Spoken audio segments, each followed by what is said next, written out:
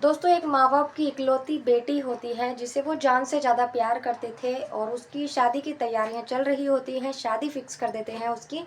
और जो उसके पिता थे वो कार मैकेनिक का काम किया करते थे, वो अक्सर बाहर ही रहा करते थे। जो उसकी माँ थी सारी तैयारियाँ वही करवा रही थी, क्योंकि उसके पापा तो काम करते थे। और उसकी माँ रिश्तेदारों के पास जाती है, रिश्तेदारों को कार्ड देती है, उनसे बोलती है कि मेरी इकलौती बेटी की शादी है जिसे मैं बहुत ज़्यादा प्यार करती हूँ और आपको ज़रूर आना है। अगर आप लोग नहीं आएंगे तो मैं आपसे नाराज़ हो जाऊंगी। यही कह कर वो अपने सारे रिश्तेदारों को कार्ड बांटती है और उन्हें आने के लिए आमंत्रित करती है और साथ ही बोलती है, नहीं आओगे तो मैं आपसे नाराज़ हो जाऊंगी, गुस्सा हो जाऊंगी, आप लोगों को ज़रूर आना है। शादी के महज 4 दिन बचे थे जब वो कार्ड देकर अपने घर आती है। आने के बाद अपनी बेटी से बातें करती है। बातें करने के बाद में बातों ही बातों में उसकी बेटी उससे कुछ ऐसा बोल देती है कि जिससे माँ को गुस्सा आ जाता है और माँ कुछ नहीं देखती, सीधा पिस्टल निकाल कर अपनी बेटी के सर पर वार करती है कि तभी बेटी गिर जाती है। उतनी बुरी तरह से उसकी मौत होती है कि उसका भेजा तक निकल जाता है और खुद ही फिर पुलिस स्टेशन जाती है और पुलिस को बोलती है कि मेरे घर चलो, मैंने अपनी बेटी को मार दिया है। तो दोस्तों, आखिर इतनी अच्छी बेटी को, इकलौती बेटी को एक माँ ने क्यों मारा था, जिससे उसने अपने 9 महीने पेट में रखा था, पाला पोसा था, बड़ा किया था। रिश्तेदारों से उसकी शादी में आने के लिए रिक्वेस्ट कर रही थी हाथ जोड़कर, फिर उसने अपनी बेटी को क्यों मारा था, क्या उसकी बेटी ने उसको बोल दिया था। दोस्तों, बने रहिए वीडियो में। अगर वीडियो अच्छी लगे तो प्लीज़ वीडियो को लाइक कर दीजिएगा, चैनल को भी सब्सक्राइब कर दीजिएगा अगर आप लोग चैनल पर रहे हैं तो। मैं गीता गुप्ता, स्वागत है आप लोगों का मेरी आज की एक नई सच्ची कहानी में। तो चलिए वीडियो शुरू करते हैं। ये जो घटना है ये झारखंड के गिरिडीह की है, जहाँ पर बदोहर नाम का एक जिला है। वहाँ पर एक परिवार था जो कि जिसमें एक ही बेटी थी, उनकी इकलौती बेटी थी।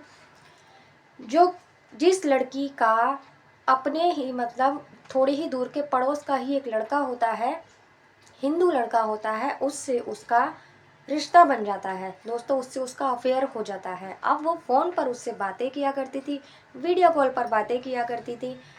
उस लड़की की उम्र 15 साल की थी, फरजाना उसका नाम था।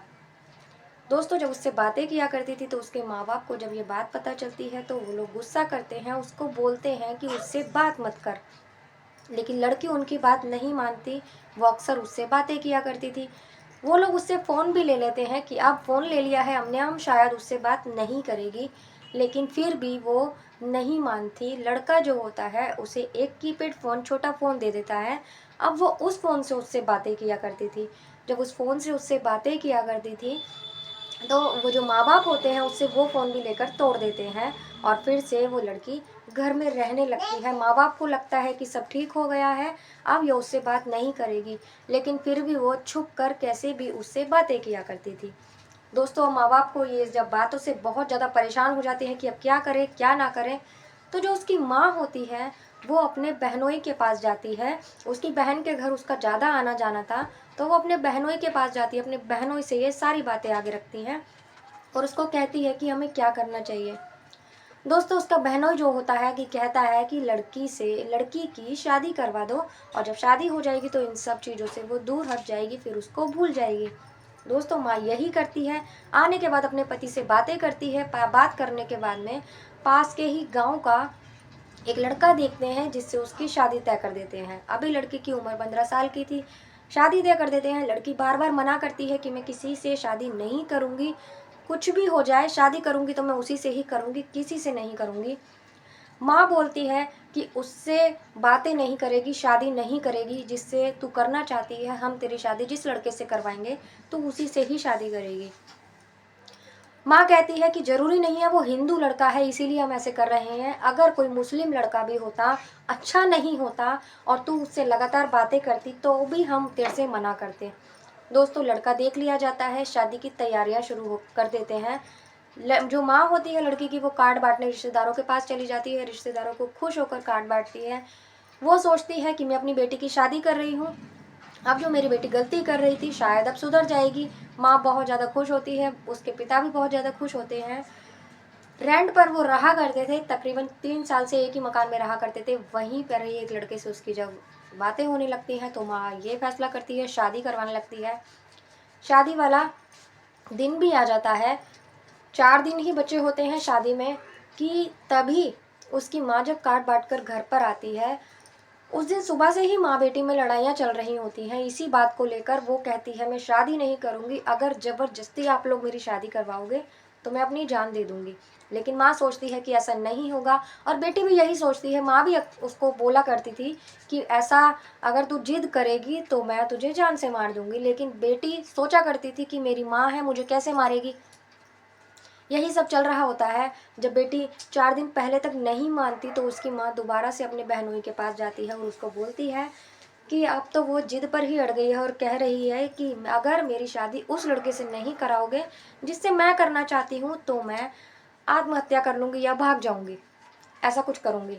अब जो उसका बहनोई होता है वो बहनोई उसे बोलता है अब तो एक ही काम करना पड़ेगा। वो पूछती है क्या, तो वो उसे बोलता है अब तो लड़की को ही ख़त्म करना पड़ेगा, क्योंकि बदनामी बहुत ज़्यादा होगी।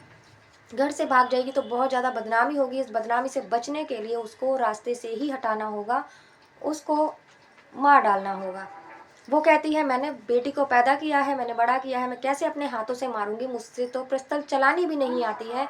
वो अपने घर में, वो उसके पास पिस्तौल थी जिससे उसने ली थी, उसे वो पिस्तौल देता है और उसको बोलता है कुछ नहीं करना, सिर्फ ऐसे रखना है उसकी कन पट्टी पर और पिस्तौल दबानी है, या तो तुम्हें कन सर पर रखनी है या सीने पर मारनी है, 2 ही जगह मारनी है, कहीं और मारोगे तो हो सकता है वो बच जाए। ऐसा कहने के बाद माँ अपने साथ पिस्तौल को ले आती है, आकर घर में रख देती है। रखने के बाद वही होता है जब वो रिश्तेदारी से आती है, आने के बाद फिर से उसकी बेटी उससे लड़ाइयाँ करने लगती है, बहुत ज़्यादा उल्टा-सीधा माँ को बोलती है। कहती है कि मैं उसी से शादी करूँगी, नहीं तो मैं भाग जाऊँगी, तुम लोगों की बदनामी होगी और कुछ नहीं होगा, नहीं तो तुम लोग मान जाओ, मैं उस लड़के से शादी नहीं करूँगी जिससे तुम करवाना चाहते हो। माँ को गुस्सा आता है। माँ फिर पिस्तौल निकाल लेती है और सोच लेती है कि मुझे आज यही करना है जो मेरे बहनों ने मुझसे कहा था। दोस्तों, बेटी को यही गलतफहमी थी कि वो ऐसा कुछ नहीं करेगी और वो अब अपनी माँ पर हाथ तक उठाने के लिए तैयार हो जाती है, हाथ भी उठा देती है कि तभी कितनी बार उनमें लड़ाइयाँ हुई थी, पड़ोसियों ने भी आकर उनको बचाया था, कि तभी माँ पिस्तौल निकालती है, बेटी के कनपट्टी पर रखती है और गोली चला देती है। बेटी वहीं गिर पड़ती है। गिरने के बाद उसका जो भेजा होता है, बुरी तरह से बेटी की मौत हो चुकी थी। तभी वो वहाँ से निकलती है, पड़ोसी आते हैं, पड़ोसी अंदर जाते हैं, गोली की आवाज़ सुनकर देखते हैं। जैसे ही वो अंदर जा रहे होते हैं, माँ बाहर निकल रही होती है।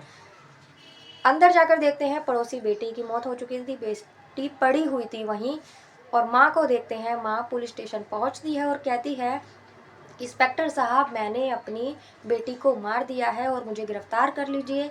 और वो लोग मजाक सोचते हैं कि एक माँ कैसे अपनी बेटी को मार सकती है। तभी भी वो कहती है ये सच है, नहीं तो आप जाकर देख लीजिए। महिला को लेकर उसके घर जाया जाता है जीप में बैठाकर। जब घर जाकर देखते हैं तो सही में ही अपनी बेटी को उसने मार दिया था। पुलिस शव को कब्जे में लेती है, पोस्टमार्टम के लिए भेजती है, उसको अरेस्ट करती है, उससे फिर पूछताछ करने लगती है कि उसने ऐसा क्यों किया था। वो सारी बातें पुलिस को बता देती है। उसके बहनोई को भी गिरफ्तार किया जाता है। उसके बहनोई ने जिससे वो पिस्तौल ली थी उसको भी गिरफ्तार किया जाता है। इन सभी लोगों को मिला के कम से कम 5 लोगों को अरेस्ट किया जाता है और इनको जेल की सलाखों के पीछे डाल दिया जाता है। तो दोस्तों, एक बेटी की जिद ने ये करवाया था। साथ ही उसकी बेटी को बहुत, उसकी माँ को समझाया गया। पुलिस ने भी बोला अगर चाहती तो अपनी बेटी को समझाती, क्योंकि उसकी उम्र भी ज़्यादा नहीं थी, समझाया जा सकता था, लेकिन एक माँ ने ऐसा किया। बहुत से लोग कहते हैं अच्छा किया, बहुत से लोग कहते हैं बुरा हुआ। आपकी क्या राय है, आप लोग कमेंट बॉक्स में ज़रूर बताना।